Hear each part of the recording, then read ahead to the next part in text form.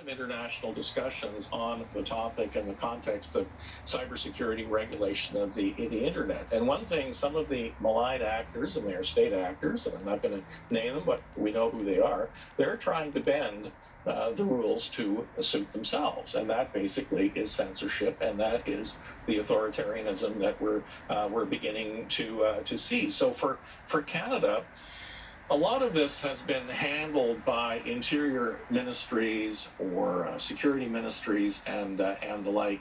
The importance of internal coordination, particularly then when we go out and try to negotiate internationally, is very important. The link to the U.S. is important in that context as well.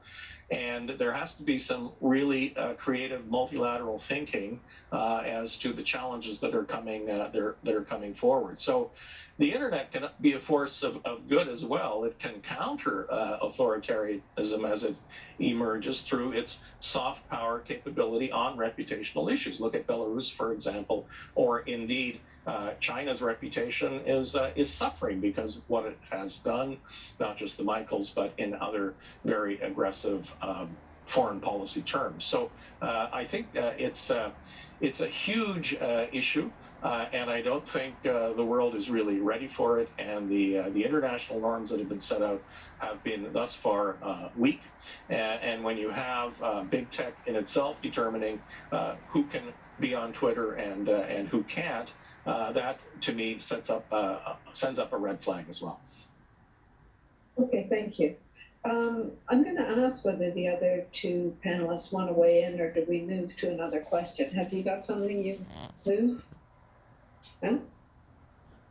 Professor Chrron, you want to say something? I would just raise two sort of related issues that I don't think we give enough attention to. Is one of the enduring themes of populism, authoritarianism, but great power competition is corruption. Corruption is on the rise everywhere, especially in Canada. And so the first thing we have to do is recognize that we are not perfect, that we have some deep challenges ahead. We don't have a registry of beneficial ownership, for example.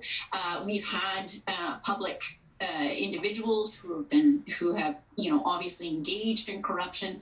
I, as an academic, am dismayed at how difficult it is to find information on government websites. It's just kind of disappearing.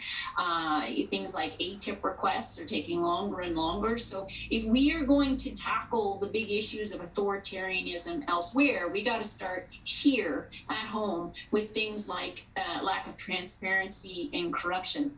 The other thing is we need to totally rethink the one coercive weapon that we think we have, which is sanctions, which is really just gesture sanctions. We have this justice for victims of corrupt foreign officials. We don't tell the individuals they've been targeted.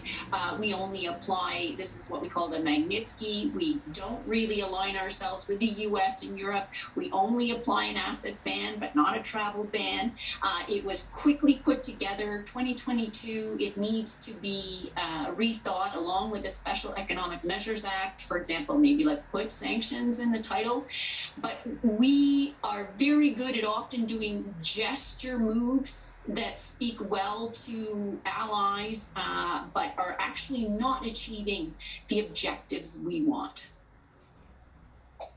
Okay, thank you. Actually, Professor Paris, I'm going to start you off as first on the next question. Okay. Does that sound okay?